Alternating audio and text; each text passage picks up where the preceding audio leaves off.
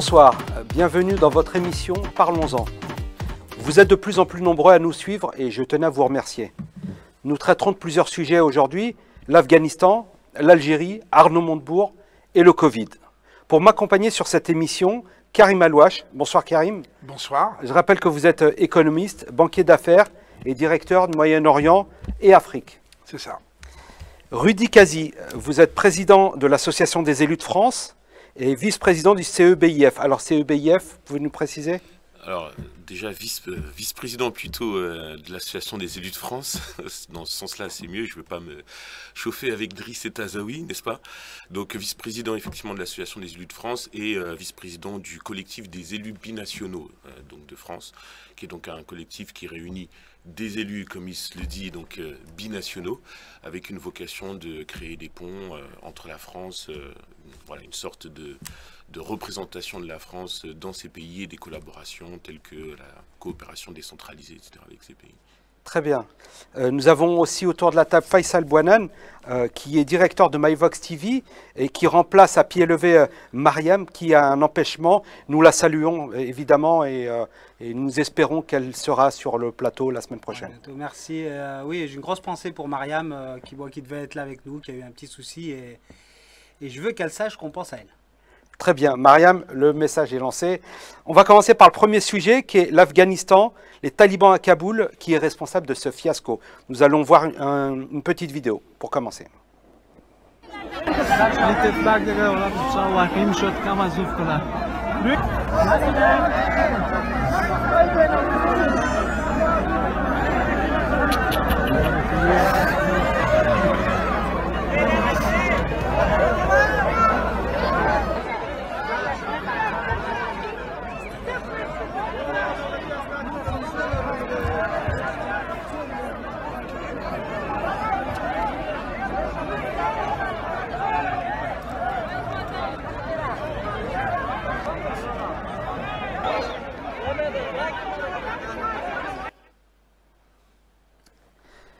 Alors, Karim, justement, on voyait dans cette vidéo les Afghans justement qui fuyaient l'arrivée des talibans au pouvoir. Quel est votre ressenti par rapport à cette situation? Tout d'abord, j'allais dire 20 ans pour ça, quoi. 20 ans pour ça, c'est inquiétant. Quand on voit une population fuir aussi massivement, il y avait des images aussi de l'aéroport où on voyait des personnes s'accrocher aux avions. Je trouve ça terrible. Terrible. Pour moi, c'est pas l'échec des uns et des autres, c'est un échec mondial. On peut pas abandonner un peuple, on peut pas abandonner des femmes, des enfants. Et moi, ce qui me terrifie aussi, au-delà de ces images, même si les talibans en ce moment font une espèce de propagande, ne vous inquiétez pas, on va composer avec tout ça, c'est que je crains que l'Afghanistan devienne la base arrière de tous les groupes terroristes qui vont enfin pouvoir avoir une assise pour se reconstruire et se redévelopper. Et quelle parole donner, quelle confiance peut-on donner à ces groupes, voilà. La deuxième chose, on voit très bien quand même la Chine et la Russie pointer leur nez un peu là-bas dans la zone, surtout la Chine, il ne faut pas oublier, il y a des ressources en Afghanistan. Et moi je crains le pire. 20 ans avec autant de morts, je crois que l'armée française c'est 90 morts, si je ne dis pas de bêtises. Vous pensez que l'ONU n'a pas joué son rôle? Pardon? Vous pensez que l'ONU n'a pas joué son rôle? Moi, je pense que je pense que le monde ne joue pas son rôle là-bas. On peut pas abandonner un pays. On voit bien qu'il y a eu des accords, puisque les talibans ont repris le pays en quelques jours.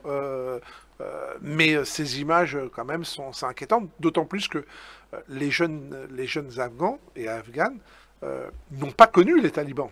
Ils en ont entendu parler, ils l'ont connu au travers du discours de leurs parents.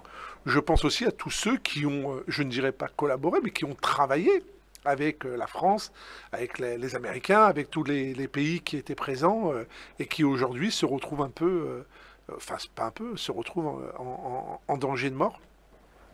J'ai du mal un peu à saisir, ça me fait très peur, ouais, ça me fait très peur et Et ça m'inquiète aussi pour ces hommes, ces femmes, ces enfants, ces jeunes filles.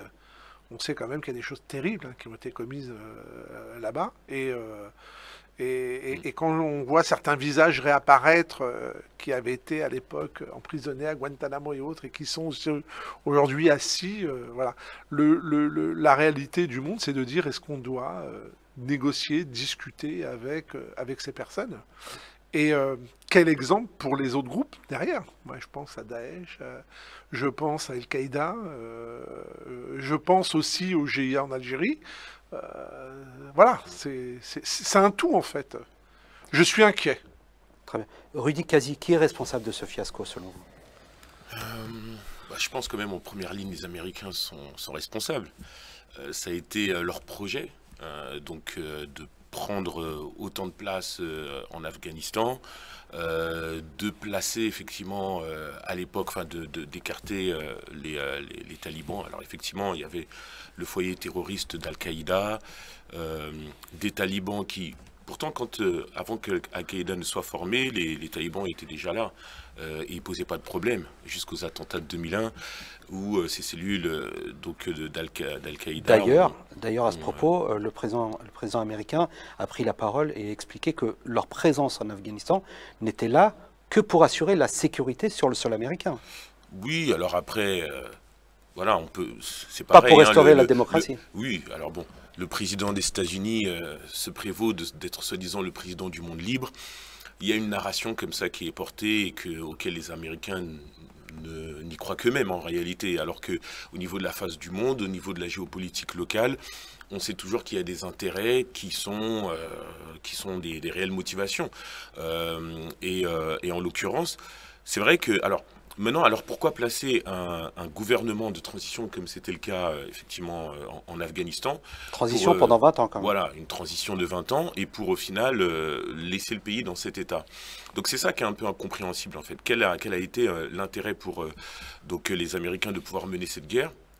Entre guillemets, de pouvoir soi-disant mener des velléités de placer une démocratie, entre guillemets, et finalement abandonner les choses comme ça en l'espace de quelques ans. Alors, c'est un peu comme ce qui s'est passé, comme la guerre d'Indochine, voilà, si vous voulez, on fait une guerre, en fait, dont on sait qu'elle est perdue, quasiment d'avance, et on veut quand même la mener jusqu'au bout, dans un jusqu'au boutisme, en fait, peut-être qui s'explique pour les Américains, par le fait que c'est une nation qui a une armée très forte et ils ne comprennent des fois la négociation géopolitique qu'au travers d'une démonstration de force et de puissance. Là, je pense qu'il y avait... Oui, Faisal. Peut-être juste pour terminer là-dessus, je pense qu'il y avait peut-être nécessité de composer avec toutes les parties, parce qu'on parlait de la Chine tout à l'heure, mais la Chine a aussi une influence géopolitique sur l'instant.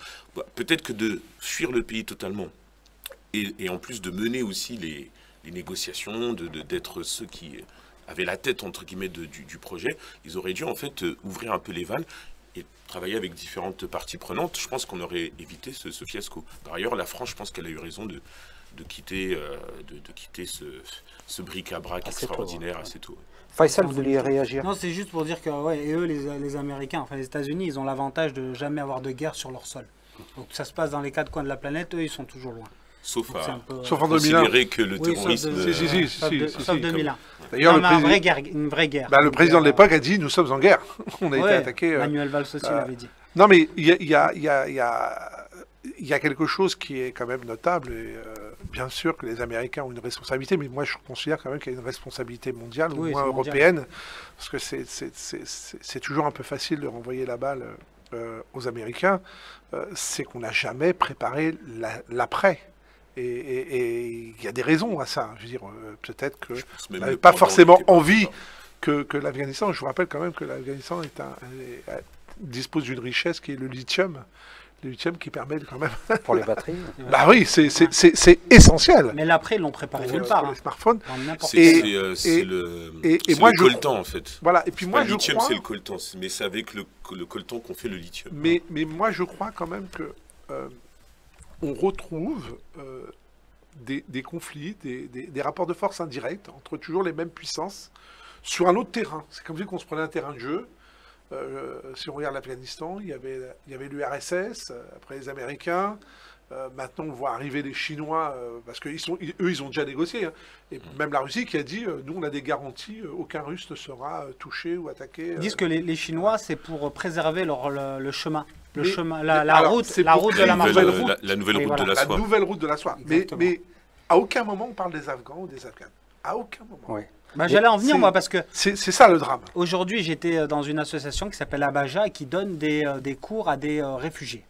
Donc, il y en avait une dizaine, il y avait 10 personnes qui étaient pleines de bonne volonté, qui ont appris le français en 6 semaines, et il y avait 3 Afghans. Ils étaient sidérés. Eux, ils ne comprennent pas. Ils ont de la famille là-bas. Il y en a un qui était père de famille, qui avait 2 filles, et sa femme qui sont encore là-bas. Il ne sait même pas s'il les reverra un jour. On les Il a disait, je ne abandonnés. sais pas, je ne peux pas y retourner, ils ne peuvent pas venir. Mais c'est l'exemple parfait, en fait, des intérêts supranationaux, entre guillemets, comme disait De Gaulle, les intérêts supérieurs. Bon, là, il ne s'agit pas de la République française, mais en l'occurrence de toutes ces puissances mondiales qui trouvent effectivement un point d'accès qui est celui du terrorisme, etc., pour au final nourrir des velléités qui vont au-delà de ça.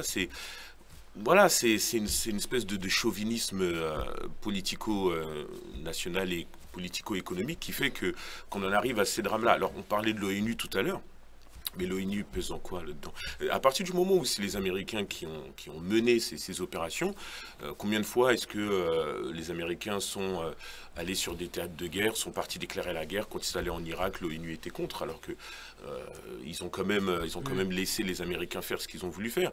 Donc à un moment donné, il faut aussi poser la question de la légitimité de ces organisations internationales, lorsque le droit humain le plus basique n'est pas respecté au profit de nations qui ont donc des motivations à ne pas, qui ne tiennent pas compte des droits humains. C'est ça à un moment donné. Et là aussi le rôle de la France. Si vous permettez. Quand est-ce que la France aussi élève la voix, pays des droits de l'homme, pour dire regardez ce qui se passe là-bas, c'est un petit peu aussi de notre faute, même si on a su se retirer plus tôt. Certes, effectivement, l'administration Biden hérite de cette situation qui court depuis un certain nombre d'années, mais à un moment donné, il faut qu'on puisse se faire entendre. Sur ça. Alors, si vous permettez, je vous redonne la parole, Karim. Je vous redonne la parole après, Karim, mais moi je voulais revenir un petit peu sur Faisal Bouanane, sur les personnes que vous avez rencontrées aujourd'hui. Et l'idée, c'était de se mettre dans la peau des Afghans. On leur a vendu du rêve, on leur a vendu de la liberté. Aujourd'hui, le retour des talibans, est-ce que c'est pas une forme de trahison, une forme d'abandon? Non seulement c'est une trahison, mais pour eux, c'était déjà écrit. C'était déjà écrit comme si... Parce qu'eux, ils sont là depuis... Il y en a un qui est là depuis quelques années. Et pour lui, il savait que ça allait arriver un jour ou l'autre. Les Américains, ils n'allaient pas rester à vie en Afghanistan. À un moment, ils allaient partir. Le truc, c'est qu'ils n'ont pas éradiqué les talibans. Ça veut dire qu'ils les ont laissés dans les petites montagnes, retranchées. Et puis, eux, ils attendaient leur heure. Et l'heure est arrivée. Mais comme dit Karim, que ça aille aussi vite... Parce qu'ils ont pris Kaboul en combien? Non, mais en fait, je pense que c'était déjà préparé. Parce qu'on peut pas. Déjà ils peuvent pas s'organiser, descendre et reprendre tout le pays en quelques jours. Hein. On n'est même pas à l'échelle de quelques semaines, c'est quelques jours. Soit on le prépare réellement. Moi, ce que je constate quand même, c'est que tous les pays étrangers ont rapatrié en urgence leurs ressortissants. Donc ça veut dire qu'il y a quand même un danger. Hein. On n'est pas là. À un gouvernement qui remplace un autre. Hein. Il y a un vrai danger. On ne peut pas prendre tous les Afghans non plus. On ne peut pas vider le pays de sa population. Et moi, je pense que... moi, si j'étais père, et avec une épouse là-bas, et une fille, ou des filles... Karim Alouache, je vais vous poser une question que je vous poserai à tous les trois en conclusion de ce premier sujet. Comment voyez-vous l'avenir en Afghanistan aujourd'hui? Pour moi, l'avenir, il est sombre. Je pense que... Ils disent qu'ils ont changé. Je n'y crois pas un seul instant. Ça, vous savez, ça, c'est comme les gens qui ont des défis, des problèmes un peu psychologiques. C'est comme... Je vais prendre un exemple qui est aussi d'actualité, hélas, avec le confinement notamment. C'est celui qui bat sa femme. Ouais. Il recommencera jamais. Il recommence toujours. Et souvent, ça se finit par un drame. Voilà, moi je crois qu'il va falloir organiser quelque chose. Je pense que l'Europe a une vraie carte à jouer, puisque on faisait un jeu de mots, hein, je ne sais pas si vous avez vu, avec les JO. Bon, le premier, la Chine, numéro 2, je crois les États-Unis, 3. Et puis après, on disait, mais non, mais si on réunit les pays européens et leurs médailles, ils sont deuxième, je crois, ou premier. Ouais. Bah, c'est le moment de montrer que l'Europe, c'est une force, c'est une puissance, et qu'elle peut jouer un rôle. Parce qu'il y a une réalité, c'est le rapport de force. Les talibans se tiendront tant qu'ils craindront quelque chose. S'ils ne craignent plus personne, c'est fini. Moi, ce qui m'inquiète au-delà de ça, c'est l'effet modèle. Parce que les autres groupes vont dire, bah, ils ont réussi. Hey, Ils ont un État, ouais. ils ont un État. Rudy, la même question, comment voyez-vous l'avenir en Afghanistan? Forcément un peu sombre, quoi. Vu la réalité, parce qu'aujourd'hui, après, ce serait intéressant aussi de voir quel est le projet politique des talibans. Et de voir en face quels sont, on va dire, les opposants. C'est ça aussi le problème, c'est qui est en face, quoi. Je veux dire, le président, enfin, ce qui est passé pour président a fui le pays rapidement. Cette fuite en avant démontre aussi en fait qu'il y a toute une fuite aussi d'un système politique qui n'a jamais vraiment existé. Donc en fait les talibans ils ont vraiment en fait ils ont un champ devant eux. Donc c'est vrai que d'un côté il va falloir déjà se prémunir de possibles attaques, une résurgence du terrorisme et d'Al-Qaïda, etc., qui n'a jamais vraiment été éteint. Mais à côté de ça, à un moment donné, je pense qu'il faudra vraiment travailler à la possibilité de pouvoir aider à se développer en fait des vraies forces politiques, qu'elles soient démocratiques ou pas, parce que, enfin, quand je dis démocratique ou pas, c'est-à-dire dans le sens où ce sont aussi des régions qui, dans leur modèle culturel, historique, politique, ne voient pas forcément la démocratie au sens républicain du terme comme étant la panacée. Il y a aussi des questions donc de Mais est-ce que tous les modèles culture, républicains en fait, sont transposables d'un pays c'est à l'autre? exactement ce que je suis en train de dire. Par exemple, on parlait en préambule un petit peu de l'Afrique. Est-ce que dans certains pays d'Afrique où il y a des ethnies qui composent les unes avec les autres, alors qu'avant l'indépendance ce n'était pas le cas, est-ce que la République est le modèle politique dont ces pays ont besoin? Est-ce que d'ailleurs ça n'explique pas les crises politiques qui existent, voilà, l'accaparation des richesses, etc., etc. Moi je pense qu'il faut arrêter d'importer un modèle. Il faut essayer de voir au niveau culturel sur place quels sont les modèles effectivement qu'on peut éventuellement moderniser et adapter. Mais surtout, il faut être dénué de tout objectif pécuniaire en réalité, parce que c'est ça en fait en toile de fond. Donc, et le problème, c'est que pour arriver à cet état de fait, il faut qu'il y ait, comment dire, il faut qu'il y ait une personnalité, du moins un pays qui soit en capacité de pouvoir mener ces objectifs-là, de pouvoir atteindre ces objectifs-là. Mais c'est compliqué vu qu'aujourd'hui, ces États cherchent les uns et les autres à dominer sur une région, pas que pour des raisons de démocratie. Et sur cette même question, Faisal Bouanan, comment voyez-vous l'avenir en Afghanistan? L'avenir, il se fera avec les talibans. Aujourd'hui, on a bien vu, les Russes, ils ont essayé de les chasser, ils n'ont pas réussi. Les Américains, il va se faire avec. Après, comment? Est-ce que ça va être dans le sang? Est-ce que ça va être dans le... Il se fera avec eux. Maintenant, c'est comme ça, il va falloir négocier avec eux. Je pense que les Russes, nous disait Karim, les Russes ont commencé à négocier, les Chinois ont commencé à négocier, les Européens vont suivre, les Américains, je pense, qu'on déjà négocié. Ils sont là. Très bien. Ça sera le dernier mot du premier sujet. Nous passons au sujet suivant, qui est l'Algérie. Crise sanitaire et incendie, que fait l'État? Nous regardons une petite vidéo.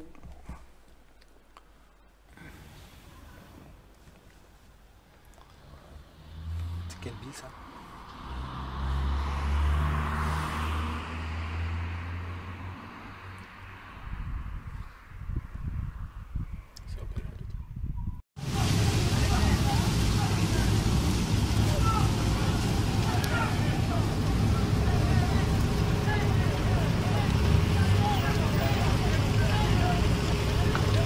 À la suite.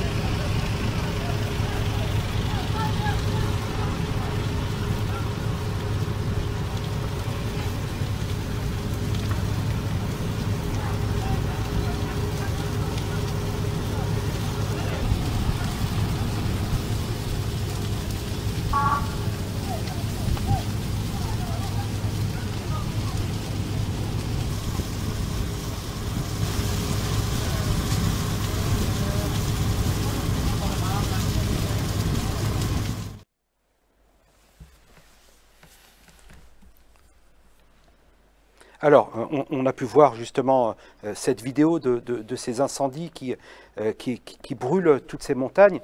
Karim, selon vous, quelle est la responsabilité de l'État dans tout ça? Et que fait l'État surtout? Bah, tout d'abord, je voudrais porter tout mon soutien au peuple algérien. Et je dis bien algérien, pas régional. Parce que on a entendu beaucoup de choses. C'est vrai que ça a démarré en Kabylie, mais ça a flambé un peu partout. Moi, je crois qu'en situation de crise, il y a urgence. Et l'urgence, c'est de sauver le peuple. C'est la première chose à faire. C'est pas de tergiverser, de réfléchir, de se dire avec qui j'accepte pas. Je prends toutes les aides, d'où qu'elles viennent, parce qu'on se doit de sauver le peuple. Et on parlait, alors il y a des chiffres, j'ai vu 60 morts, 90 morts, 160 morts. C'est invraisemblable. C'est pas acceptable pour un pays de ne pas pouvoir sauver son peuple. Des incendies, il y en a partout. Il y en avait en Grèce, il y en a en ce moment dans le Var. On voit les moyens qui sont mis à disposition. Et surtout, on a vu que quand les Canadaires sont arrivés en Algérie, les incendies ont été contenus assez rapidement, en réalité. Assez rapidement. Souligner le courage des soldats du feu, des militaires qui sont allés. Hein. Vous savez, dans les incendies, on meurt d'abord d'asphyxie avant de mourir brûlé. Hein. C'est la réalité. Il y avait aussi une solidarité du peuple, une solidarité aussi de la diaspora qui s'est mobilisée très rapidement. On en parlera peut-être après, mais aussi pour l'oxygène, comme ça s'est fait d'ailleurs aussi en Tunisie au début. Donc tout le monde se bouge. Le problème, c'est que ce n'est pas une question d'argent, c'est une question de moyens, parce que vous avez de l'argent, mais si vous n'avez pas les Canadaires. Et moi, je suis un peu en colère parce que en quelques jours, les incendies étaient contenus, éteints, et c'est tellement de vies qu'on aurait pu épargner. Après, comment se fait-il que l'Algérie ne dispose pas d'avions Canadair alors que quand même on est dans une région du monde où on est sensible aux incendies en France. L'État a sa part de responsabilité. L'État est responsable de l'absence de moyens. C'est pas le peuple qui va acheter les Canadair. Un Canadair, c'est 25 millions d'euros. Je ne doute pas un seul instant que l'Algérie a les moyens d'acheter plusieurs Canadair et de former des personnes là-dessus. Même si on ne les utilise pas que quelques jours par an, bah, quelques dizaines de vies sauvées, ça a de l'importance. Au-delà des vies, c'est aussi des vies économiques, hein, parce qu'il y en a qui sont en vie, mais ils ont tout perdu. C'est très long de reconstruire une végétation. Ce sont des terres aussi agricoles. Centenaires aussi. Sont des terres agricoles aussi. Donc il y a beaucoup de gens qui vivaient autour de ça, qui se retrouvent aujourd'hui démunis. Dans un pays comme la France, on voit, quand il y a des incendies, les gens sont à plat, il n'y a plus rien.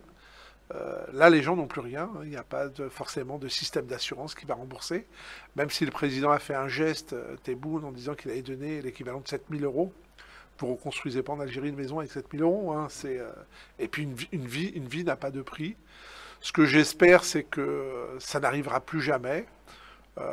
Et que j'espère que ça va permettre aussi de se reposer un peu les bonnes questions et de revenir au centre du débat, c'est qu'est-ce qu'on fait pour son peuple. Voilà. Rudy Kazi, justement, sur ces drames en Algérie, entre le Covid et les feux de forêt, sur la part de l'État, vous en pensez quoi, vous ?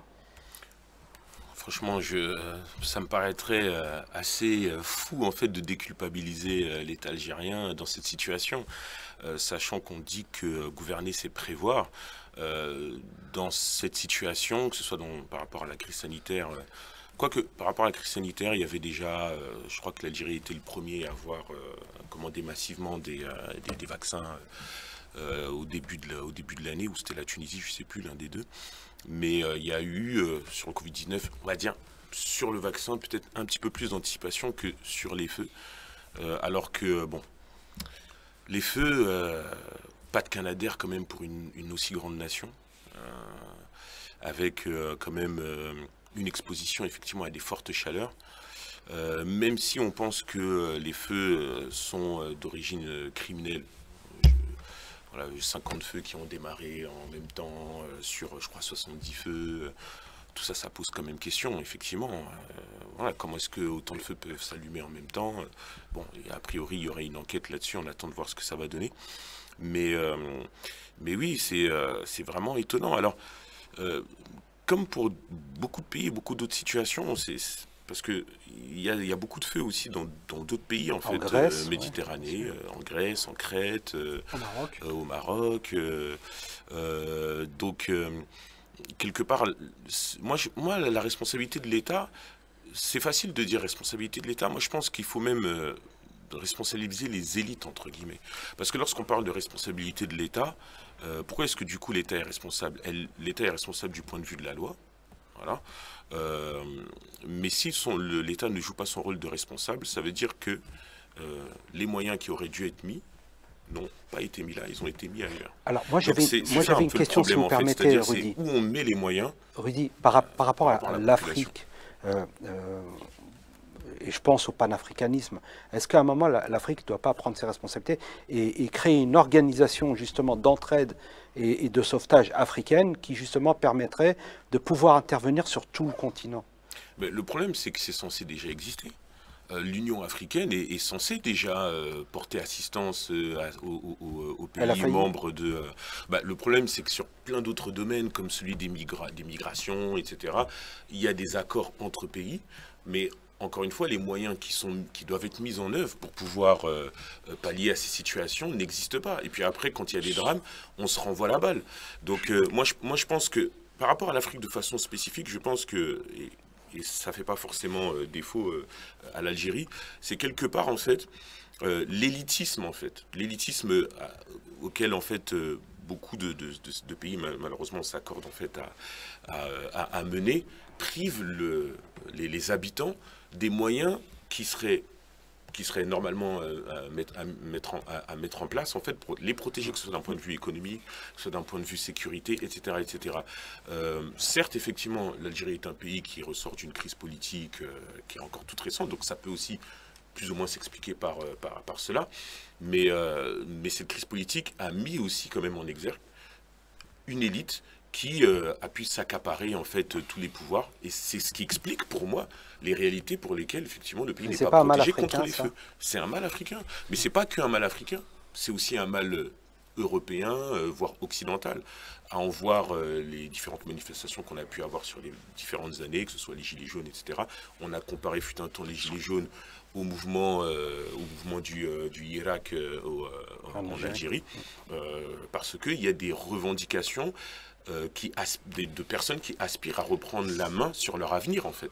Donc, et c'est de ça dont il s'agit, que lorsqu'on parle des feux, il s'agit de l'avenir des Algériens. Alors, Karim, je vous donne la parole juste après, je vois que vous voulez réagir. Faisal, moi j'avais une question par rapport à l'Algérie, qui est un pays quand même exportateur de pétrole et de gaz. Est-ce que c'est pas justement un colosse au pied d'argile? C'est plus qu'un colosse au pied d'argile, puisqu'on parlait là de la crise sanitaire, mais je crois que l'Algérie a été moi je compare toujours à son frère, son voisin marocain, qui le Maroc lui vaccine régulièrement, c'est des millions et des millions de personnes qui ont été vaccinées. L'Algérie est à la ramasse totale. Que ce soit dans les commandes, ils étaient à la ramasse totale. Ils ont attendu le dernier moment pour commander. Je crois qu'ils ont toujours pas... Ils reçoivent des vaccins, mais c'est des vaccins donnés par les organisations mondiales de la santé. Ils disent beaucoup de choses, mais il se passe rien. Quand ils disent qu'en septembre, ils vont monter des usines pour fabriquer le vaccin russe. Le Sputnik 5, oui. Mais elles sont où les usines? Il n'y a pas d'usine, il n'y a rien. Je pense que c'est beaucoup de blabla pour si peu. Pas besoin d'usine pour avoir le vaccin. Ce que je voudrais dire, c'est... Alors, quand on est patron, quand on est responsable, donc le président est responsable, et il doit en tirer les conséquences. Moi, je crois qu'il y a aussi une très très grosse défaillance de toute l'administration algérienne. C'est pas le président qui gère les eaux et forêts en Algérie. C'est pas le président qui va gérer ce qu'on a débroussaillé ou pas. C'est pour ça que je parlais d'une élite. Non, mais c'est une réalité. Il y a une incompétence administrative totale, parce que ce qui devait être fait n'est pas fait. En France, dans toute démocratie, on va demander des comptes à ceux qui sont censés gérer, préparer. On sait tous que autour d'une maison, dans des zones sensibles, sécheresse, etc., on doit débroussailler, on doit ça c'est fait. Ça vaut aussi pour le reste, la crise sanitaire, etc. On l'a même vécu en France. Ouais. où il y a des choses qui dysfonctionnaient. On ne fait pas de politique, là. Ce n'est pas le président qui est responsable de ce qui doit être fait, est-ce que l'ARS locale, est-ce que les centres de vaccination fonctionnent. On n'en parlera pas tout ici, mais on connaît le point de l'administration. Donc on a ce constat-là, il est aussi en Algérie, et il a été Alors, catastrophique. Karim, on va regarder une deuxième vidéo, si D'accord. vous permettez, et ensuite je vous redonne la parole. C'est terrible, hein, c'est terrible. Quand tu vas arrêter ça avec des hélicoptères. كبيرة قد 120 متر طالعة مكتوب فيها تما راحت تما لافوري كاع لافوري راحت كاع من تما ودعم قالوا ولي بسيسي وين؟ لا صاي خرجت الطريق خرجت دارت عليهم كيفاش دارت من هيك ليك كيفاش ترى كيفاش مغلوقة عباك الريسك ما حيقول لها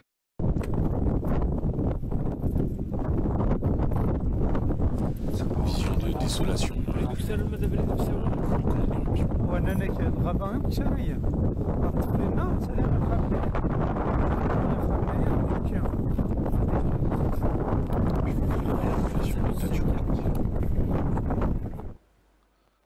Alors, nous avons tous vu ces images qui vous laissent vraiment en état de choc, et on pense à toutes ces familles. Vous, Rudy, lorsque vous voyez ces images, j'imagine très aisément que ça vous touche, mais est-ce que vous pensez qu'il y a une solution à terme sur les prochaines saisons estivales pour justement ne plus avoir ces images-là? Oui, bien sûr. Alors, oui, c'est choquant. Je voyais une vidéo aussi d'un militaire il y a quelques jours qui pleurait, qui lançait un appel. Franchement, lorsqu'on voit qu'un militaire est censé incarner la force, et donc de le voir totalement démuni au point d'en pleurer de toutes ses larmes, d'invoquer le secours de Dieu, c'est vraiment poignant. Et ça nous renvoie effectivement beaucoup encore une fois à la responsabilité de l'État. Certes, effectivement, il n'y a pas que l'État, il y a ce qu'on appelle aussi l'État profond, c'est-à-dire pas que le gouvernement est l'État profond, quoique le gouvernement a aussi la charge d'organiser l'État aussi. Donc pour moi, in fine, dans la chaîne de responsabilité, le gouvernement, il joue un rôle important. Et d'ailleurs, encore une fois, ce sera lui qui sera en première ligne quant à la suite à donner à tout cela. Est-ce qu'il faut arriver à ce qu'il y ait des morts par centaines pour réaliser en fait que l'Algérie, en l'occurrence, a besoin d'un projet national beaucoup plus ambitieux que cela? Parce que si on s'arrête au feu, il ne s'agit pas que du feu, il s'agit en fait du sort des Algériens, de leur présent et de leur avenir. Et en l'occurrence, lorsque un présent peut tuer, il faut s'interroger à la manière en fait d'envisager donc un avenir qui peut maintenir en vie les Algériens qui sortent d'une crise politique et qui sont en droit d'aspirer à quelque chose de meilleur. Donc après, il faut voir quelles sont les finances publiques, je ne les connais pas. En général, c'est souvent un peu déficitaire, alors que pourtant le pays peut produire énormément de richesses. On s'attend que l'État, et en l'occurrence le gouvernement actuel, puisse, c'est-à-dire en fait valider la raison de sa mise en place actuelle que le pays a quand même massivement accepté, même si certains vous diront que c'est blanc bonnet blanc. Mais maintenant, c'est à ce gouvernement de prouver sa légitimité, autrement que de prouver sa légalité. Faisal, est-ce que vous pensez qu'on doit justement accélérer la construction d'un Maghreb uni? Ah oui, moi je milite pour ça depuis des années et des années. Tant qu'on a la même langue, la même religion, c'est juste des frontières qui nous séparent. C'est la même chose, ouais, c'est juste des frontières qui nous séparent. Des frontières coloniales d'ailleurs. On pourrait créer une petite Europe, je ne dis pas l'Europe, mais une petite Europe du Maghreb. Algérie, Maroc, Tunisie, Libye, Mauritanie, libre-échange, même monnaie. Ça va être très très compliqué. Oui, moi j'irais plus loin parce que déjà au niveau de l'éducation ça se fait déjà aujourd'hui. Maintenant il y a beaucoup de, je pensais à pas mal d'étudiants de Guinée, enfin il y a beaucoup d'étudiants africains maintenant qui ne vont plus étudier en Europe, qui vont étudier notamment dans les universités au Maghreb. En Tunisie aussi. Je discutais une fois avec un diplomate algérien qui était en Guinée, et je dis mais qu'est-ce que vous faites en Guinée? Il me dit non mais le sujet numéro 1 c'est les étudiants guinéens qui viennent étudier dans une université scientifique, mathématique et polytechnique à Alger et autres, et ça c'est une chose qui marche. On peut rappeler que l'Algérie produit le plus de femmes ingénieurs. Voilà, et je crois que l'éducation, et tu as raison Rudy de le dire, c'est pas que le Maghreb. Pour moi, c'est l'Afrique. Il Il faut parler Afrique. Je suis toujours désolé d'entendre la différence entre l'Afrique. Pour moi, l'Algérie, le Maroc, la Tunisie, c'est l'Afrique. C'est l'Afrique, c'est le continent africain. On oublie souvent ça. Hein. Il faut parler Afrique. Il faut parler Afrique parce que sinon le Maghreb, il est nulle part. Il est ni en Europe. Il est ni dans la Méditerranée, il est ni en Afrique. Et il est ni en Arabie, entre guillemets. Non, mais il est pas en Arabie, et de toute façon, il n'a pas à y être. Je me permets cette certitude, mais pour moi, il n'a pas à y être. Pour moi, le Maghreb est plus près de l'Afrique ou de l'Europe que du Moyen-Orient. Ce que je veux dire, c'est que ce qui marche aujourd'hui pour l'éducation, et ça, c'est une réalité, on n'en parle pas, mais c'est vrai. Ce qui commençait un peu à se développer pour d'autres choses, on parlait d'industrialisation et autres, ça doit se faire. On sait que la zone est sujet aux incendies. Bien sûr, même en France, les incendies sont criminels pour la plupart. Il y a des pyromanes, etc. Comme en je ne fais Corse. pas de politique là-dessus. Mais à un moment donné, on doit, on l'a dit, gouverner, c'est prévoir. On sait qu'on peut avoir des incendies. En plus, ce qui me met en colère, c'est que 2 Canadair ont suffi à éteindre. 2 Canadair. On parle de 2 Canadair. Donc, soit on a un système où on peut mobiliser au pied levé des Canadaires si on en a besoin. Et quand je dis au pied levé, c'est dans les heures. Hein. Donc une mutualisation. C'est pas dans les jours. Non, mais ça peut être aussi des accords. Vous savez, aujourd'hui, on peut louer des avions à n'importe qui, n'importe quand. C'est une question d'argent. Quand les avions ont été prêts, 2 heures après, ils étaient en Algérie, les avions. Hein. Marseille-Alger, c'est 1 heure de vol. Hein. Donc, soit on a cette capacité organisationnelle de mobiliser. Ils ont des Canadaires au Maroc. C'est organisationnel. Ils ont 8. Soit on se dote d'une flotte, soit on se dote aussi d'une flotte africaine, parce que les incendies, demain, on pourra les retrouver Donc une ailleurs. mutualisation. Et on organise ça une fois pour toutes, parce que c'est, je dirais, il y a des morts, c'est très très grave. Pour moi, si on peut sauver une vie, ça vaut le coup. Là, on part quand même pour moi, j'ai vu 160, c'est peut-être au-delà. Hein. On fera les comptes plus tard. Il y a des blessés, il y a des victimes, mais il y a aussi toute la vie, l'économie de toute une zone qui est, c'est le cas de le dire, qui est partie en fumée. Et la solution canadienne, enfin, elle est d'une efficacité, je ne comprends pas que personne y ait pensé avant. La deuxième chose, c'est comment on tire les conséquences de ça et les leçons de ça pour l'entretien des forêts, pour le déboisement, pour le débroussaillage, pour les accès à l'eau. On parlait aussi des accès à l'eau. Enfin, on s'est retrouvé dans une situation incroyable. Et c'est ce qui manque souvent à ces pays, ces anciennes colonies, c'est l'organisation. On a des scientifiques. Quand on prend l'Afrique, quand on prend le Maghreb, etc., il y a des ingénieurs, il y a des scientifiques, il y a des chercheurs. Mais la vie s'organise. Il n'y a pas d'organisateur. Il n'y a pas d'organisateur pour que tout cela fonctionne correctement. Et c'est ce qui manque.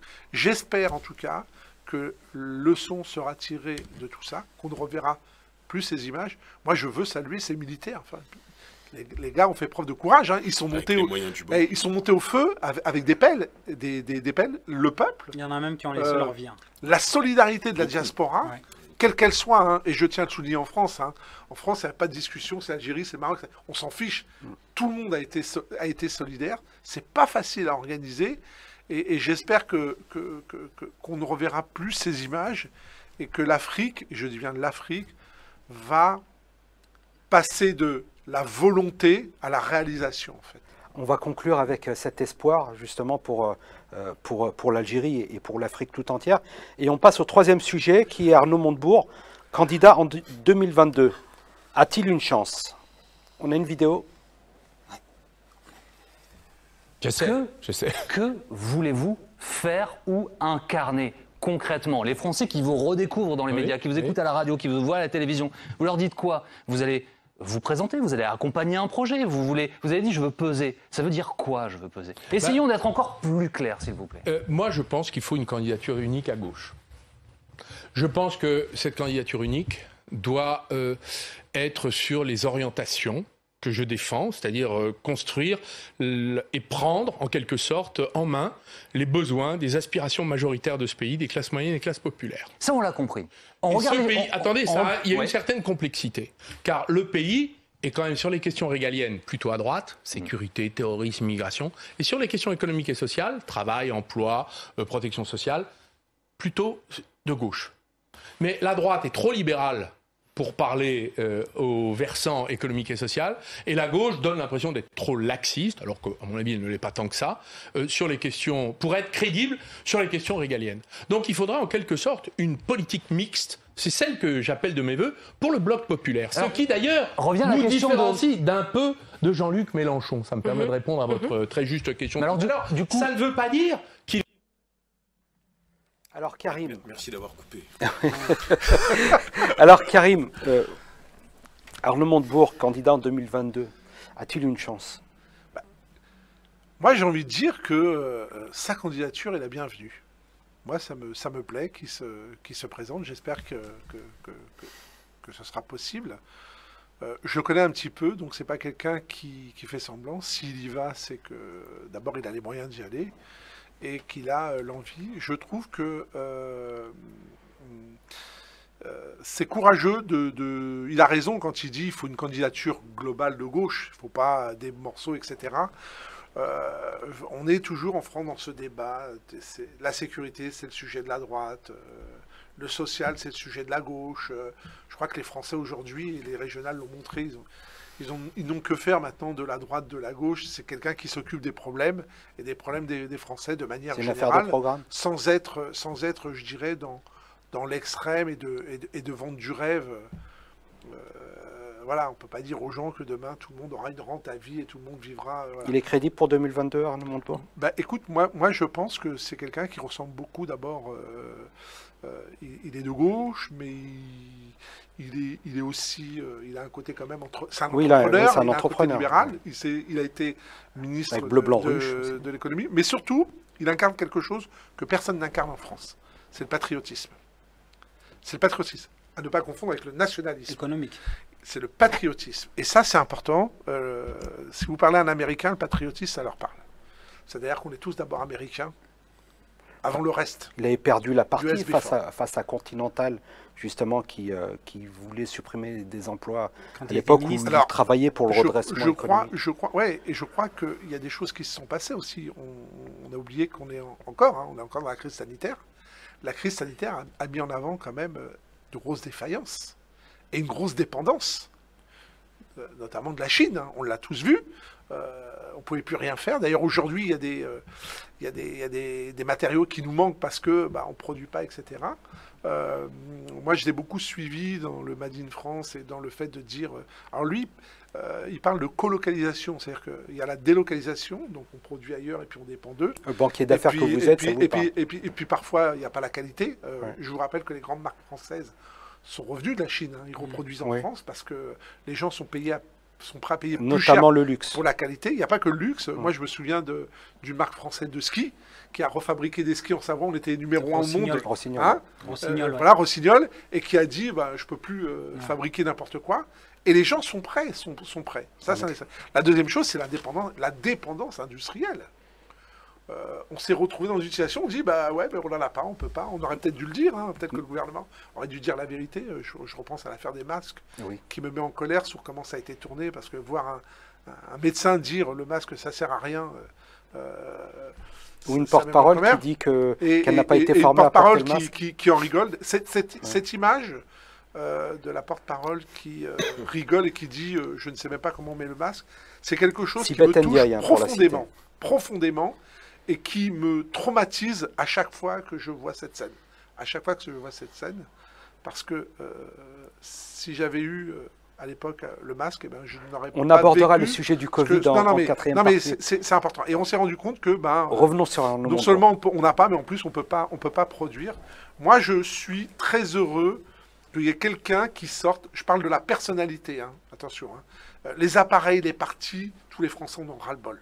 Et on a vu au régional, on a vu au municipal que les gens ont complètement oublié les convictions. C'est du business politique, c'est comment je récupère un poste, c'est comment je récupère une place. On l'a vu encore au régional, et les Français n'y croient plus du tout. S'il est capable de proposer quelque chose de différent, je ne vais pas dire dans la lignée de Macron, parce que Macron a donné un espoir, d'où la réaction très virulente du peuple français, parce que quand vous donnez de l'espoir et que vous ne parvenez pas à donner cet espoir, la réaction elle est autant violente, et j'en fais partie, partie de ceux qui ont cru, qui ont rejoint un projet, et le tort c'est de ne pas s'être occupé d'abord du mouvement, parce que c'était important, et d'avoir vu un peu tous les barons de tous les partis politiques venir sur la ruche en disant tiens, il y a du miel, on va aller butiner, il y a quelque chose à faire. Et la tribune d'expression qu'on a fait l'été dernier dans Le Point pour dénoncer tout ça, et la preuve que aussi que un certain nombre attendent autre chose. S'il est capable, s'il est en mesure, je pense que c'est quelqu'un qui peut surprendre. Donc vous pensez qu'il a une chance? Moi je pense sincèrement qu'il a une chance parce que il est jeune, c'est un entrepreneur, c'est aussi un intellectuel, il a été ministre, il a de l'expérience, et surtout, quand vous le regardez, quand vous l'écoutez, quand vous échangez avec lui, il peut vous parler de business, comme il peut vous parler de social, et ça sera mon dernier mot, c'est aussi quelqu'un qui parle avec la Méditerranée et qui a des liens avec la Méditerranée. Faisal, je vous voyais hocher de la tête, vous partagez? Moi, je suis un ancien socialiste, donc je connais un peu toute la matrice, mais pour moi, il n'a aucune chance. Déjà, il faut une équipe. Quelle équipe il y a autour de lui? Vous pensez qu'il c'est est un seul? ancien du Parti Social, c'est le Parti Socialiste qui est fragmenté. Il a pris une petite partie des socialistes. Mais qui va le suivre? Surtout qu'il parle d'union de la gauche, il parle d'une gauche unie au premier tour, mais le mec, il veut pas de primaire. Mais il a raison. Il part sans primaire. Oui, mais s'il part sans primaire... Tous les partis politiques, aujourd'hui, ils veulent plus de primaire. Il part seul. Non, mais je te rappelle quand même que Macron, il n'y avait personne autour de lui. Non, Macron, ça a été une belle surprise. Non. On a dit que Macron, tu disais, il n'a pas d'équipe. Oui, il n'a pas d'équipe. Bah, moi, je vais t'annoncer une chose, il a une équipe. Bah, moi, je peux te dire que son équipe, elle est infime. Bah, elle n'est pas énorme. Macron, quand il est parti, ils étaient 5. Qui croit? Faisal, vous pensez qu'il ne peut pas rassembler à gauche? On peut même faire le pari dès maintenant que non seulement il ne rassemblera pas, il se présentera peut-être, il ne passera pas le premier tour. Et Mélenchon ne se laissera pas faire. Après, oui, le problème, c'est qu'il y aura Mélenchon, il y aura Anne Hidalgo, il y a les Verts, il y a les communistes, il y a du monde pour se partager le petit 25% de la gauche. Ils vont se partager ça. Et puis au second tour, on aura qui? On aura quelqu'un des Républicains, quelqu'un du Front National ou Macron. Mais en tout cas, Arnaud Montebourg, non, j'y crois pas une seconde. Alors, Rudy, vous pensez que la candidature d'Arnaud Montebourg est crédible et qu'il a ses chances? Votre silence en dit long. Franchement, moi je suis un peu embêté par cette classe politique qui a connu des échecs retentissants. Exactement. Mais pas des échecs qui sont des échecs politiques, ce sont des échecs politico-sociaux. C'est-à-dire, en fait, c'est la base sociale, en fait, qui a exprimé son désaccord à un projet politique qui était annoncé et dont elle n'a pas vu, en fait, sa manifestation se concrétiser sur le terrain. Et moi, je pense que parler de Montebourg, c'est aussi parler de cette crise, en fait, de ce désamour, en fait, des politiques, que d'une certaine manière, lui aussi incarne. Quand j'entends parler, par exemple, c'est un entrepreneur, c'est pas un entrepreneur. Je veux dire, le miel, voilà, c'est pas ce qui va relancer voilà, c'est pas ce qui va relancer l'économie en France. Après, c'est une petite boutade, c'est vrai que bon, c'est une petite attaque en bande organisée, entre guillemets. Mais non, c'est quand même quelqu'un qui a quand même. Bon, vous pensez que la gauche n'a pas ses chances. En fait. Il suffit d'ouvrir les yeux, quoi. Enfin, je veux dire, la gauche est démobilisée, elle ne pense pouvoir éventuellement s'illustrer sur les élections présidentielles qu'au travers d'Anne Hidalgo, qui a commencé un tour de France qu'elle a avorté. Donc pour vous, la personne qui rassemblerait le Parti Socialiste, ça serait Anne Hidalgo, selon vous? Ben non, elle ne rassemble pas. Non, elle ne rassemble pas. D'accord. On l'a vu là pour les régionales, c'est compliqué. Non, la gauche en fait n'existe plus en fait. Mais à la limite, moi, c'est pas ce qui me dérange en fait. Mais est-ce que ça profitera à Macron justement, cette gauche absente? Comment ça pourrait ne pas lui en profiter dans la mesure où il a travaillé pour arriver à cette situation, pour effectivement abattre toutes les oppositions légales. Donc, mais après, encore une fois, parce que pour pouvoir prolonger le débat un peu plus loin. C'est bien c'est malheureux pour les gens de gauche d'avoir une gauche aussi démobilisée, aussi inexistante. Mais est-ce que c'est heureux pour la France? Non, fut un temps où avoir des représentations politiques diverses et variées était une bonne chose. Ça a pu être aussi une mauvaise chose parce que ça a atrophié peut-être le débat politique, etc. Et puis, on s'est partagé un gâteau, entre guillemets. Mais je pense que la situation d'aujourd'hui, elle est pire qu'avant. Parce que certes, effectivement, Emmanuel Macron, c'est bien pour lui de ne plus avoir, entre guillemets, une opposition forte. Mais est-ce qu'en termes de représentation démocratique, on s'y retrouve? C'est ça la réalité. C'est-à-dire que derrière, il n'y a plus une représentation, entre guillemets, gauche-droite, suffisamment forte pour l'affronter. Mais en même temps, Emmanuel Macron a réussi à se faire élire avec une base électorale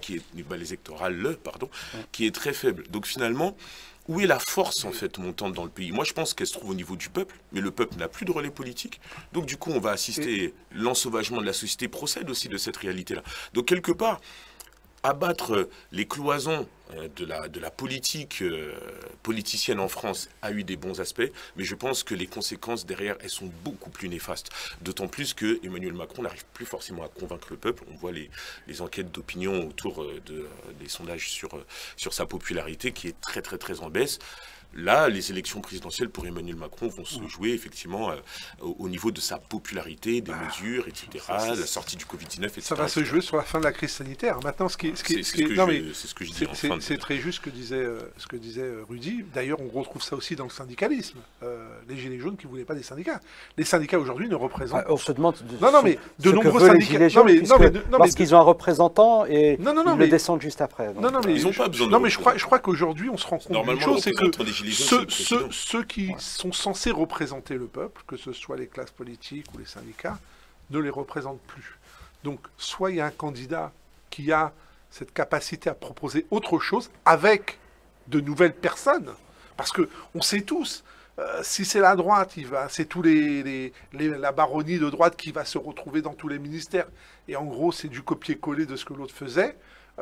Si c'est le traditionnel gauche, on risque de retrouver. Il faut qu'il y ait une personnalité qui ait cette capacité aussi à faire émerger de nouveaux talents. Karim Alouache, moi j'ai une question. Montebourg, il est de ce cru-là, malheureusement. C'est pas quelqu'un en fait de providentiel qui sortirait du peuple. C'est quelqu'un du sérail. Voilà, c'est quelqu'un du sérail. Et même la narration qu'on a eue avec le président Emmanuel Macron pendant qu'il lançait son mouvement En Marche, alors que c'était pas un homme providentiel, c'est quelqu'un effectivement qui venait du milieu politique, haut fonctionnaire, etc.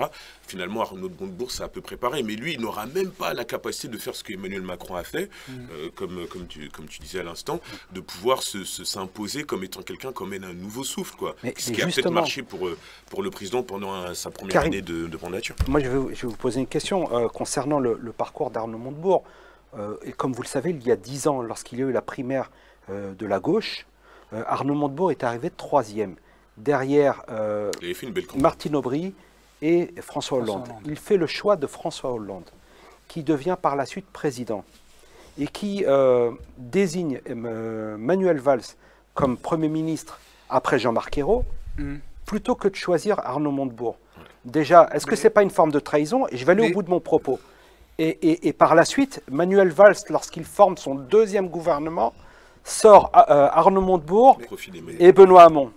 Est-ce que ce n'est pas une grosse faute politique qui lui coûtera justement la suite? Non, mais ce que je crois, c'est la preuve même que Arnaud Montebourg est présidentiable. Et ses ennemis politiques, vous savez, vos ennemis se trouvent rarement là où vous le pensez, et souvent à côté de vous. Ses ennemis politiques, comme Valls, ont très bien compris sa capacité à devenir président, et il était présidentiable, il avait fait une très belle campagne aux primaires. D'ailleurs, Manuel Valls est arrivé dernier à la primaire. Voilà, et ce que je crois aussi, c'est que moi je trouve que Arnaud est quelqu'un qui pourrait très bien avoir des sujets sur l'économie, sur la finance, sur le social, moi je trouve, permettez-moi la comparaison, mais dans la personne, il ressemble un peu à Arnaud Montebourg. Ça aurait pu être un Macron en réalité. Ils ont beaucoup de points communs. C'est ce qui est inquiétant, justement. Sur leur image. Non, c'est là où s'arrête la comparaison, sur leur image. Parce que il y a beaucoup de gens qui vont dire non, mais Arnaud Montebourg, c'est pas un mec de gauche, c'est pas quelqu'un de gauche, pour telle ou telle raison. Et puis, un peu libéral. Non, mais c'est aussi quelqu'un de gauche et c'est pas quelqu'un de droite. C'est culture. Moi, ce que je crois aujourd'hui, c'est que le monde politique doit se renouveler.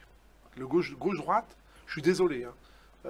L'électorat de LFI, c'est l'électorat du Rassemblement national. Et quand vous écoutez leur discours, c'est exactement le même. Donc là-dessus, voilà. Sur les extraits. L'écologiste qui va vous dire on va vivre qu'avec des éoliennes et autres, alors que, mais on n'est pas prêt à payer 10 fois le prix de l'électricité qu'on paye aujourd'hui, ou qui n'ont même pas cette vision de dire mais attends, pour fabriquer une éolienne, il faut ça, ça et ça et ça. Et donc il faut de l'industrie et ça pollue et ceci et cela. Je vous rappelle un chiffre, et c'est un chiffre scientifique, c'est pas une lubie. Si demain, on a 40 millions de véhicules en France, si 40 millions de voitures électriques, nos centrales nucléaires ne suffiraient pas Pour à alimenter. recharger les 40 millions de véhicules. Alors, c'est la limite des choses. Moi, ce que je crois aujourd'hui, c'est qu'il faut proposer autre chose. Je pense qu'il est temps que toute la classe politique se renouvelle. Je pense que tous les gens qu'on a vus, on n'en veut plus. La France n'en veut plus. Qu'il y ait un président qui ait une expérience, qui ait une construction, mais un président qui ne va pas arriver avec une nouvelle équipe, parce que faire du neuf avec du vieux, c'est ce qu'a fait en réalité Macron. Et c'est ce qui l'a plombé derrière. C'est qu'il a ramené qui derrière? Tous les anciens, Tous les anciens tous les socialistes, recalés. tous les anciens républicains. Et en plus, et c'est là où il y a la plus grande erreur, c'est qu'il ne s'est pas occupé du mouvement. Et il aurait dû s'en occuper. Et je vous ferai grâce du reste des gens qui se sont recasés, etc. Je l'ai assez dit dans ma tribune. Moi, ce que je crois qu'aujourd'hui, la France a besoin d'autre chose.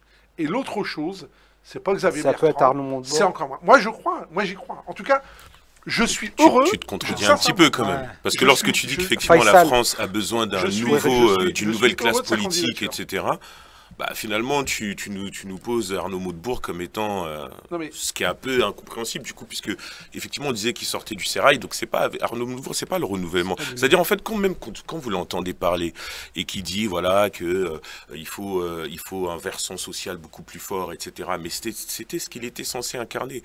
Donc moi je suis toujours fatigué un petit peu d'avoir des Est-ce politiques. que vous en croyez fait, qu'on lui a qui- donné les moyens, justement? Mais peu importe. Mais Peu non, On se les importe. donne, en fait. Non, en fait, ce que je voudrais dire par rapport à ceci, c'est que s'il pouvait se targuer, malheureusement, d'avoir mis tous les moyens nécessaires pour pouvoir mener une politique sociale, etc., et qu'il n'a pas pu le faire parce que, effectivement, peut-être qu'il était un peu bridé, mais à ce moment-là, qu'il fasse un mea culpa, qu'il reconnaisse que j'ai des aspirations fortes pour le pays, j'ai pas pu faire comme je voulais, etc. Aujourd'hui, voici mon nouveau plan. Ce qu'il dit aujourd'hui, c'est pas différent de ce qu'il disait avant, sauf qu'entre-temps, il a eu l'occasion de pouvoir le faire. Est-ce qu'il l'a fait? Non. Donc, en fait, moi, j'ai plutôt l'impression qu'il y a donc des anciens qui sont un peu grisés par la retraite politique, qui veulent trouver en fait la porte en fait pour pouvoir revenir dans le jeu politique, dans le game, pour passez-moi l'expression un petit peu sportive, pour essayer de capter un espace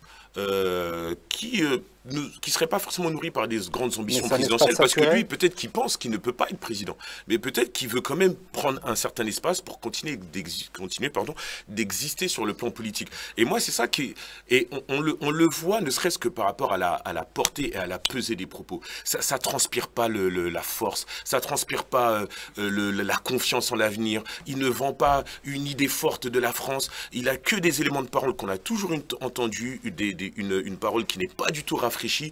On ne peut pas on peut pas relever la France telle que par rapport à l'état dans lequel elle est aujourd'hui, avec des aspirations politiques comme celle-ci. C'est pas Faisal possible. Bouanen, pour conclure sur ce sujet. Rapidement.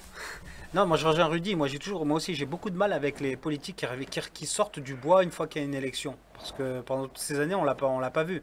Deux primaires, il a fait 2 primaires, il a perdu 2 fois là où le Parti Socialiste cherchait un leader. C'est ça.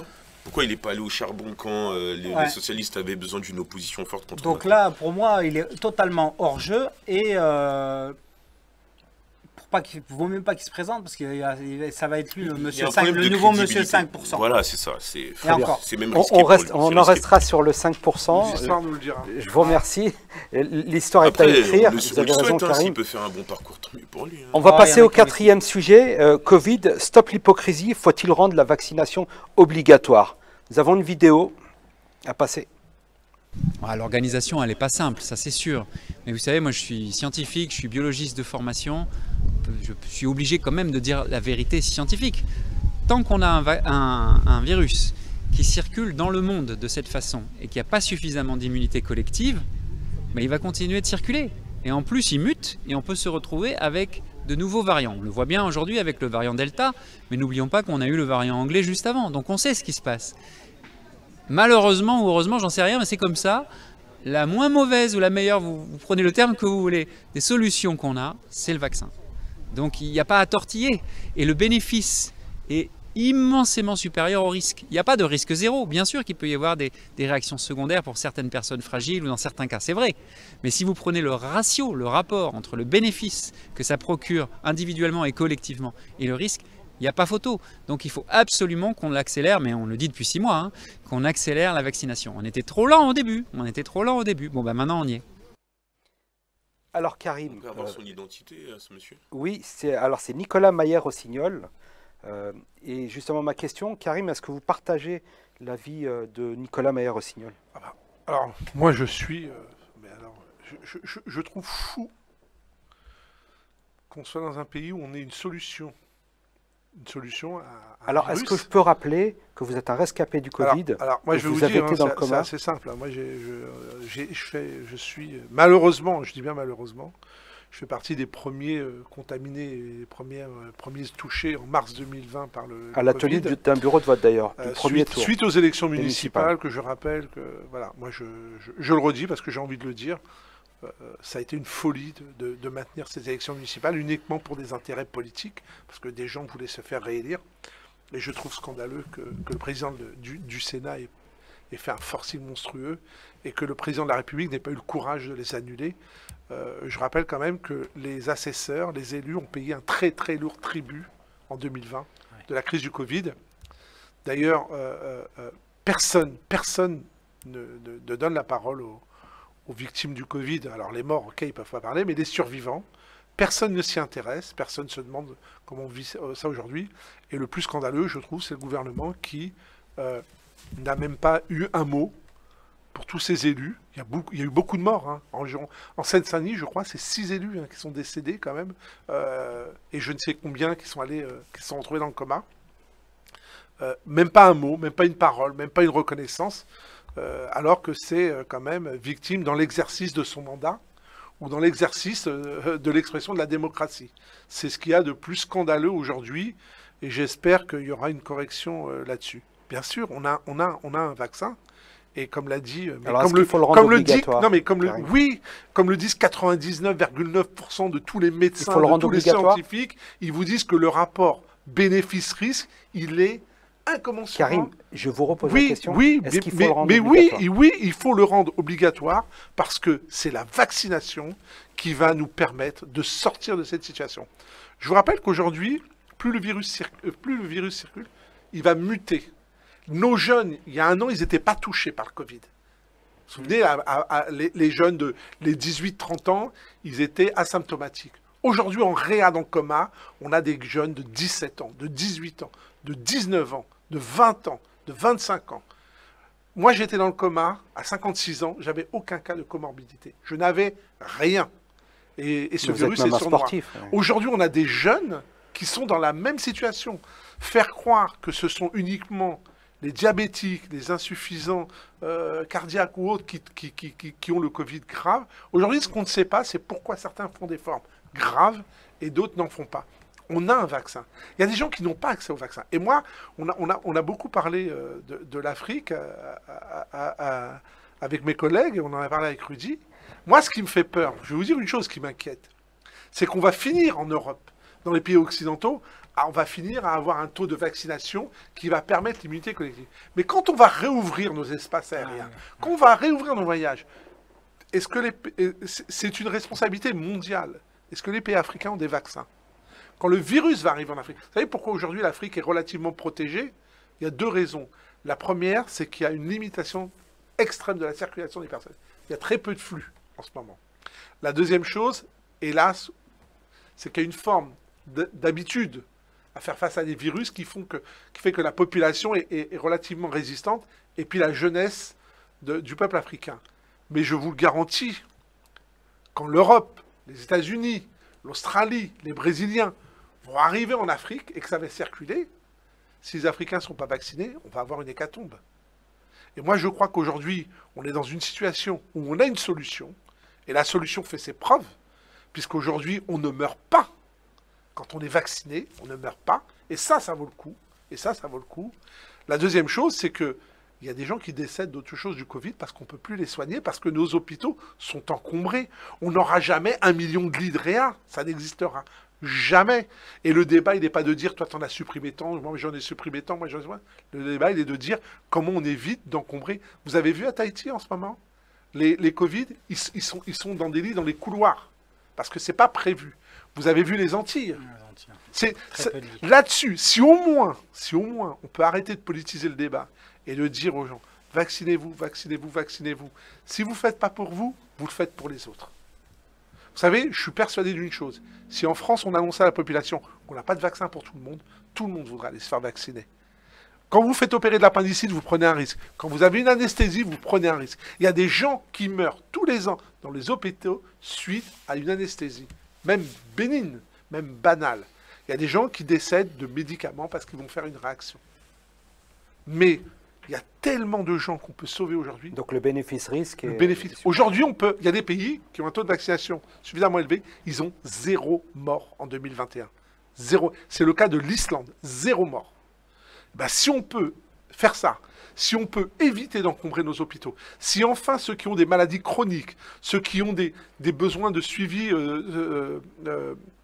l'hospitalisation de jour, comme les dialysés et autres, pouvaient revenir se faire soigner normalement, eh ben ça vaut le coup. Ça vaut le coup parce qu'on a une solution. Très bien. Rudy Kazi, faut-il rendre la vaccination obligatoire? Je pense que non. C'est pas... Moi, je pense qu'en fait, sans vouloir être pour ou contre la vaccination, pour moi, en fait, c'est un débat qui touche... déjà, il y a le point de vue sanitaire, évidemment. Il y a aussi le point de vue aussi des libertés qui sont les nôtres, qui sont garanties par la Constitution, qui sont garanties par ce qu'on appelle le socle constitutionnel, c'est-à-dire la Constitution et donc la Déclaration universelle des droits de l'homme. Alors après, on me dira effectivement que... Mais est-ce qu'on n'est pas dans une obligation déguisée aujourd'hui?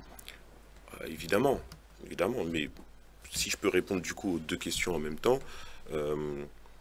l'obligation déguisée, je pense qu'elle existe parce que on nous a parlé pendant longtemps effectivement du bénéfice-risque qui serait donc plus important et donc du coup en faveur de la vaccination. Mais beaucoup de situations dans des pays étrangers qui ont massivement vacciné leur population, je crois que c'est le cas de l'Islande, je crois, qui a vacciné en Europe le plus de personnes. Je crois qu'ils sont à plus de 90%, 95%. Il y a une augmentation des cas qui est plus importante pendant la période de la vaccination qu'avant la période de la vaccination.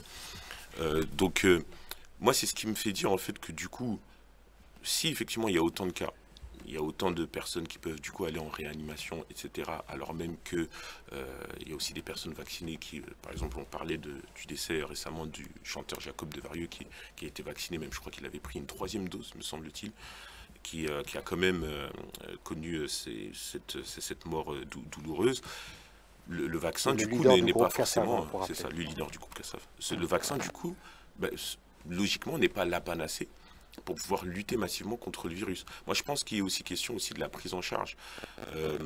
L'année dernière, les prises en charge étaient très faibles dans la mesure où on avait mis en place une politique de test qui n'a fonctionné qu'à partir du mois de septembre 2020, alors qu'on nous promettait je ne sais pas combien de millions de tests à la fin du premier confinement. Donc lorsqu'il n'y a pas de prise en charge rapide, donc forcément les cas peuvent s'aggraver et donc du coup on arrive à des situations en réanimation, etc. Moi je rappelle ici que j'ai perdu 2 personnes donc, du Covid-19, mon grand-père notamment, donc voilà, il ne s'agit pas d'être opposé ou pas au vaccin, etc. Mais c'est finalement de voir l'efficacité du vaccin opposé à l'obligation de vouloir vacciner à tout prix la population. Donc ça, c'est quelque chose que j'ai du mal à comprendre. Et j'ai aussi d'autant plus de mal à comprendre qu'on ne comprenne pas les personnes qui ne sont pas très rassurées par le vaccin en lui-même, par rapport à la rapidité avec laquelle il a été mis en circulation, sachant qu'il bénéficie d'une autorisation de circulation temporaire, ce qui veut dire que le vaccin est encore aussi en cours en fait, de questionnement, d'expérimentation, etc. Et qu'en général, dans le processus, il faut bien une dizaine d'années, voire plus, pour être sûr en fait, qu'un vaccin ne posera pas de problème sur du long terme. Et ce que l'on n'a pas. Donc du coup, vouloir vacciner massivement la population, notamment des personnes qui ne présentent pas de risque de faire des formes graves du virus, voire même pas tomber malade. C'est le cas par exemple des bébés, c'est le cas des adolescents. On sait qu'à partir du 30 septembre, il va y avoir encore une fois cette obligation déguisée de pousser les collégiens de 12 à 17 ans de se faire vacciner. On en parle parfois. Moi, j'ai une fille de 12 ans. Moi, je suis pas serein par rapport. J'en ai un de plus qui va rentrer au collège cette année. Moi, je suis pas serein par rapport au virus, au recul qu'on a sur le virus, à aller vacciner en plus des enfants qui ne posent pas de problème par rapport à la maladie. Certes, ils peuvent transmettre le virus, mais quelqu'un qui a le vaccin peut lui aussi transmettre le virus. Donc, à ce moment-là, pour éviter les formes graves, autant que ce soit les personnes qui sont peut-être les plus à risque, on va dire, qui doivent être vaccinés. Je crois qu'on n'a pas encore atteint le 100% des personnes à risque. Alors, donc, je voudrais juste dire une chose. Voilà. Alors, je vous laisse régir. Le chanteur du groupe Kassav, paix à son âme, était un immunodéprimé. Et on sait tous que les immunodéprimés, que le vaccin est d'une efficacité extrêmement relative sur les immunodéprimés, qui sont déjà... Alors eux, ce sont des gens hyper à risque et hyper sensibles. C'est pour ça que le fait qu'il ait été vacciné, qu'il soit décédé, n'est pas la preuve que le vaccin est inefficace. Ah, mais c'est pas ce que je dis. La deuxième chose que... non, mais juste pour préciser. Parce la deuxième chose que je voudrais dire... Mais j'aimerais quand même préciser ce que j'ai dit. J'ai pas dit que, du coup, qu'il est mort à cause du vaccin ou qu'il est mort... C'est pas ce que j'ai dit non plus. Ce que j'ai dit, c'est que son décès n'est pas une preuve que le vaccin n'est pas efficace. Mais j'ai pas établi ça comme étant une preuve. J'ai dit simplement que le vaccin peut protéger de formes graves. J'aimerais juste que mon propos soit clair. Et que c'est pas parce qu'on est vacciné qu'on ne meurt pas du virus. Okay, et c'est pas parce qu'on est vacciné qu'on ne transmet pas le virus. On va reprendre. La deuxième chose, c'est que, je l'ai dit, c'était mon cas en 2020, mais c'est aujourd'hui le cas. Et tous les réanimateurs et tous les urgentistes qui sont là pourront vous le dire. Et c'est un constat. Les gens qui sont en réa ne sont pas des gens qui étaient en mauvaise santé. Ce pas des gens qui sont à risque. C'est des jeunes de 18 ans, de 19 ans qui n'ont rien et qui aujourd'hui, moi je connais deux cas, pas la majorité. On en a parlé, pas la 100% des décès sont des gens non vaccinés. 100% en France. 100%. Oui, mais ça ne veut pas dire que ce sont donc des personnes qui ne sont pas encore en état de comorbidité. 85% des personnes en réa sont des non vaccinés. Oui, mais c'est pas parce que c'est des non vaccinés que ça veut dire que c'est pas des personnes à risque. Non, mais ce que je dis, c'est que... Oui, parce qu'à l'instant, tu disais que les gens qui sont en réanimation sont pas des personnes à risque. Ce que j'ai dit, c'est qu'il ne faut pas dire que seuls les personnes à risque sont en danger. Non.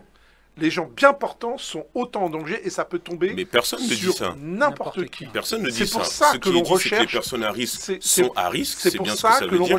Mais effectivement, ça peut toucher tout le monde. Il y a deux solutions. Évidemment. Soit... Messieurs, on va donner la parole à Faisal Bouanen juste un instant et on essaiera de reprendre... Moi, je rejoins totalement Karim sur ce sujet. On est sur une obligation vaccinale déguisée. Les gens qui voulaient se faire vacciner pour leur santé l'ont fait avant juin. Aujourd'hui, on a des gens qui se font vacciner pour pouvoir aller au cinéma, pour pouvoir aller au café, pour ne pas avoir à faire des PCR tous les 2-3 jours. Et en octobre, quand le PCR sera payant, tout le monde va être vacciné. Tout le monde va se faire vacciner parce qu'ils ne veulent pas payer. Autant le rendre obligatoire. Que de temps perdu. Est-ce qu'on n'est pas dans un paradoxe aujourd'hui entre il y a quelque temps où on réclamait vite un vaccin, les gens meurent, et une fois que le vaccin est arrivé, il y a cette méfiance et cette défiance à l'égard des médecins. Je pense qu'il y a eu un gros déficit de communication. Il y a eu un gros déficit de communication de la part du du gouvernement sur ce vaccin. On a laissé beaucoup plus parler sur les plateaux télé, sur les anti-vaccins, ceux qui ne voulaient pas du vaccin, ceux qui disaient que... on a entendu des histoires... Mais, jusqu'où on voyait des vidéos avec des téléphones qui se collaient sur les bras. On a des histoires où on m'a encore raconté il y a 2 jours que c'est avec la 5G qu'on va pouvoir arrêter ton cœur si tu es vacciné. On m'a quand même dit, mais c'était sérieux. Est-ce qu'il faut attendre? Vous savez, moi ce que je crois aujourd'hui, c'est que il faut qu'on sorte de cette crise rapidement maintenant. Parce que exactement, ce qu'on ne voit pas, d'abord, moi je suis désolé, même si ça sauve une personne, pour moi c'est suffisant. Quoi qu'il arrive. La deuxième chose, c'est de dire combien de temps on va tenir comme ça. Il n'y a pas un pays, et vous connaissez ma position, je ne suis pas dans le gouvernement, je ne suis pas en train de faire de la politique. D'ailleurs, ce que je trouve scandaleux dans ce pays, c'est que tout le monde fait de la politique avec la crise sanitaire, avec le Covid. et qu'il n'y a qu'un comportement politique et personne ne fait preuve d'humilité, de rassemblement et d'unicité. Heureusement que le pays n'est pas attaqué par une autre puissance, hein, parce que je ne sais pas ce qui se passerait. À un moment donné, il n'y a pas un pays au monde qui a soutenu sa population économiquement, son économie, ses entreprises. Vous savez, en principe, il y a à peu près 30% des entreprises qui meurent de faillite et autres tous les ans. Là, les chiffres sont extrêmement bas parce que c'est soutenu artificiellement. Et je trouve très bien le choix de dire « je m'occupe des gens et on fera les comptes après ». Beaucoup de pays, dans d'autres crises, c'est ce qu'il faut faire, c'est l'attitude à avoir. Et on verra après, et on se débrouillera, et on s'en sortira d'une manière ou d'une autre. On ne s'en sortira pas si la crise dure. Ça, c'est une certitude. Et à un moment donné, tant mieux si vous êtes en forme, tant mieux si vous vous portez bien, tant mieux si vous avez eu le Covid de manière asymptomatique, mais vous ne pouvez pas dire, et c'est ce que j'ai entendu, et ça m'inquiète, laissons faire la sélection naturelle. Mais on va où comme ça? C'est horrible. C'est horrible. C'est horrible. C'est horrible. C'est pas moins horrible que ceux qui ont brûlé un jeune en Algérie parce qu'on l'accusait d'être un pyromane. On ne fait pas justice soi-même. On ne peut pas demain dire c'est la sélection naturelle. Mais on n'a pas le droit de dire ça. Rudy Kazi, si vous permettez, je vais remettre 1 euro dans le jukebox, mais la raison pour laquelle vous êtes contre la vaccination imposée, obligatoire, est-ce que c'est pour des raisons de liberté de se vacciner ou non, ou est-ce que c'est pour des raisons de méfiance par rapport à un produit qui n'a pas été testé suffisamment longtemps? Les deux. En fait, je pense que s'il ne faut pas caricaturer les personnes qui sont soit contre, qui sont sceptiques, etc. Et franchement, on ne peut pas en fait être d'accord avec des velléités gouvernementales à rendre le vaccin obligatoire quand vous voyez comment est-ce qu'ils communiquent autour de cette vaccination, à caricaturer les personnes qui ne veulent pas se faire vacciner ou qui doutent de l'efficacité du vaccin, etc., etc. À un moment donné, l'humanité de ces personnes n'est même pas prise en compte lorsqu'on dit oui, en gros, c'est des foules un petit peu, limite des hérétiques, quoi, en fait. Non. C'est-à-dire, en fait, un gouvernement qui est élu par le peuple et qui, donc, du coup, peut se retrouver des fois à remettre en question son pouvoir, ne serait-ce que par rapport à sa légitimité de se retrouver assis sur une chaise et avoir des commandes extraordinaires sur le pays, sachant qu'il est un être humain comme un autre. Ça, c'est un point quand même qui est important à relever. Donc à partir de ce moment-là, d'un élu non, la légalité l'impose, la légitimité, bon, au gré des élections et des résultats aux élections, elles peuvent s'interpréter d'un point de vue fonctionnement démocratique, institutionnel, etc. Bref, en tout état de cause, lorsque on se rend compte et qu'on réalise qu'on est mis en place par le peuple, on doit avoir de la compassion vis-à-vis du peuple. Et quand j'entends certains parler, c'est-à-dire en fait, il ne s'agit pas de désigner en fait les personnes qui sont sceptiques du vaccin ou qui sont contre le vaccin, entre guillemets, obligatoire, de personnes en fait totalement folles, etc. Il y a une déshumanisation à tous les niveaux. Et je trouve que vouloir imposer un vaccin à une personne qui ne souhaite pas le prendre, bon... Moi, j'ai perdu quand même quelqu'un de très proche et 2 personnes. J'en ai souffert. Je veux dire, j'ai perdu tous mes plus vieux aïeux. Ok. Donc, mais quand même, de réaliser que le virus tue beaucoup, mais finalement, au regard de la population mondiale, il tue peu. J'ai regardé, les lits, effectivement, sont saturés. En même temps, il n'y en a pas beaucoup en France. Il y en a à peu près 1500, entre 1500 et 2000 lits. Mais à contrario de cela, les personnes qui guérissent du Covid-19, les chiffres ne sont pas donnés. Je regardais il y a 2 jours, mardi dernier, à peu près 800 personnes sont sorties indemnes des hôpitaux et des services de réanimation, etc. C'est-à-dire, en fait, on peut guérir de la maladie sans en mourir. On peut aussi en mourir. Donc moi, je pense qu'il y a un équilibre à avoir entre effectivement la vaccination pour les personnes qui en font des formes graves ou la vaccination pour les personnes qui veulent se faire vacciner, mais aussi laisser le libre choix aux personnes qui ne veulent pas se faire vacciner au regard quand même d'un vaccin dont on n'a pas de recul. Et après, c'est un petit peu le mot valise aujourd'hui, mot recul. Donc on a une capacité à dévoyer par des mots qui se constituent en tant que mot valise une réalité qui pourtant est bien visible. Lorsqu'on met une autorisation de circulation, entre guillemets, temporaire, c'est bien parce qu'il faut encore mener un certain nombre d'études pour être sûr de ce vaccin, notamment sur le long terme. Donc, partons de ce principe-là, c'est donc le principe de la conscience de chacun de vouloir se faire vacciner ou pas qui doit prévaloir. Voilà, et pas une politique qui tend effectivement à diaboliser les personnes qui... Rudy Kazi, voilà. Merci à tous. L'émission touche à sa fin. Je tenais à vous remercier. Merci Karim Alouache. Merci Faisal Bouanan. Et vaccinez-vous. Merci. Le message est lancé. Moi, je vous donne rendez-vous. Sentez-vous libre de le faire ou pas? Non, vaccinez-vous. Je vous donne rendez-vous la semaine prochaine Soyez libre, sur ce soyez même libre. plateau. Merci à vous. À bientôt.